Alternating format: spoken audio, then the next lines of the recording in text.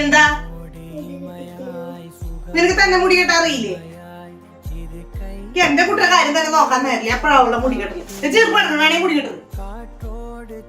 கோதி நதியோடு தவழ்ந்து உயிரோடு உயிராக உறவாடும் அழகே பனியோடு விளையாடி மலரூஞ்சலாடி தரை வந்து தமிழ் பேசும் இரு கால் வெண்ணிலவே.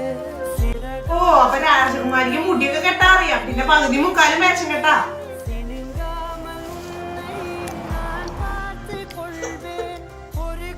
ഇനി എന്തിനാണോ മാഡം ഇവിടെ വന്ന് നിൽക്കണേ? എന്റെ കുട്ടിക്ക് ഇനി വെള്ളം ഇറങ്ങി വല്ല അസുഖം വരാനാണോ?